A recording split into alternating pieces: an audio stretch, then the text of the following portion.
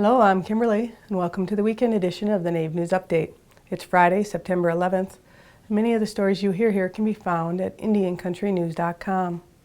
And here's the news for the day from the Associated Press and other Native news sources. The Confederated Salish and Kootenai tribes in Montana have taken over ownership of Kerr Dam after a late legal challenge that sought to stop the transfer failed. The tribes paid nearly $18.3 million to Northwestern Energy to acquire the dam. A celebration was held on September 4th in Pablo to commemorate the official takeover.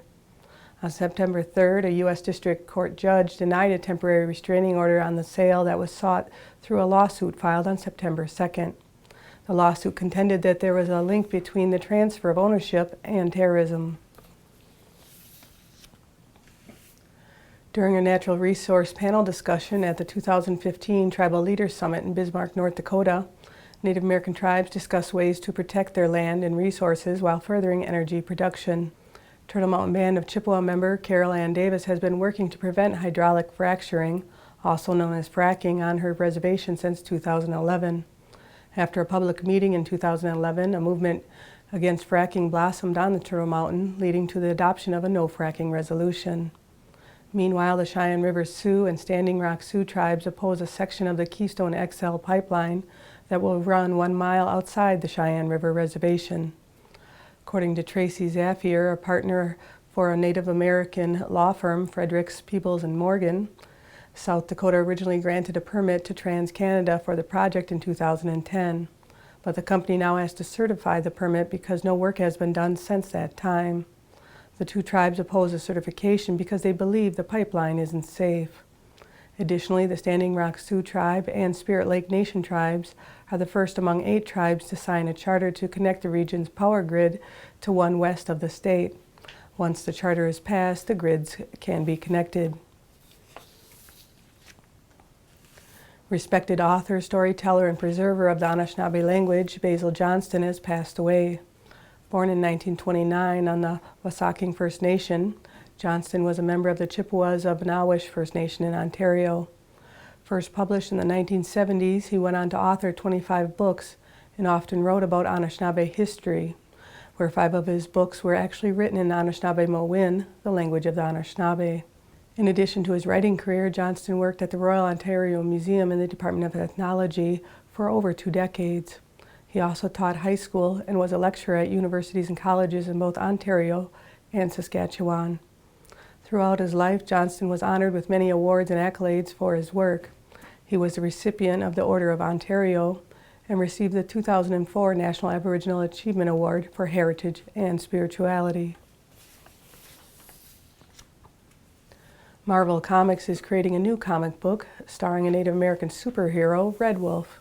The project is part of the publisher's reboot aimed at characters more diverse, including an all-new, all-different Avengers team with a female Thor and a black Captain America. The Red Wolf character was introduced in 1970 as William Talltrees in the Marvel series Avengers number 80 and appeared in his own Old Western-style 9-issue series that started in 1972. Starting in December, the new Red Wolf, now a gritty crime-fighting hero, will make a comeback with his own book. Although the new story is set in the U.S. West similar to Marvel's 1872 Western universe of the character's previous stories, Red Wolf will have a new backstory and powers. One of the members of the creative team behind the book is artist Jeffrey Verigay, a member of the Port Gamble Clallam tribe based in Kingston, Washington. Nathan Edmondson, the Marvel writer working on the new book, said Red Wolf will not be linked to any existing Native American tribe, the scenario that some find troubling. But Edmondson says that the creative team is approaching the character as authentic as possible and that Verigay's input was vital to that aim. 3 years ago, Matika Wilbur sold almost everything she owned, left behind her apartment in Seattle, and set out on the open road. The former high school teacher had one goal: to photograph members of each federally recognized Native American tribe in the United States. When she finishes Project 562, she plans to compile the photographs and share them with the public through various publications, exhibitions, and curricular material. To date, Wilbur has driven more than 250,000 miles and has nearly completed her journey. She will finish her tour at the end of the month in northeastern U.S. Wilbur's journey to this work has been long and winding. She calls it a journey of self-actualization. For more information, you can check out her website at project562.com. And that's another roundup of news from Indian Country on this edition of the NAVE News Update. I'd like to thank you for joining me, and have a grand day.